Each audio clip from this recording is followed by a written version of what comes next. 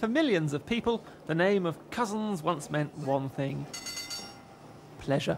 The enchanting pleasure of a ride on a paddle steamer around the coasts of Dorset, Devon or Hampshire. Cosens ran steamers from 1849 until 1966. This film shows the very last of Cosens' steamers, the Embassy. It's also possible to show some of Cosens' earlier activities. Here, William Leddy steers one of the company's motorboats through Weymouth Harbour. This amateur film from the 1930s is especially thrilling for the author of a new book who spent decades researching Cosens' history and people.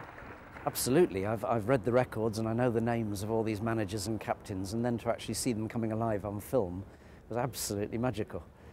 Yeah, there's Captain Leddy driving the motorboat and the managing director with his walking stick inspecting the funnel on the quay. It's wonderful to be able to put moving images to the people you've read about for years and years.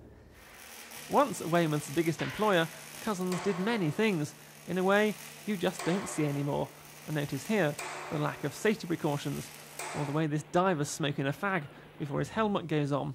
It's said that cigarette smoke used to improve the taste of the air that was pumped down from Cosens' diving boat, a boat which was Weymouth's original lifeboat until Cosens bought it in 1891 for £5 and a ton of coal. The boat was then used for salvage work. Another lucrative sideline was the storage and distribution of meat to butchers' shops around Weymouth. Again, you don't see many carcasses these days transported on the back of open trucks. A lot's changed, but Richard Clammer believes that Weymouth could do much more to highlight what does remain of Cosens' history.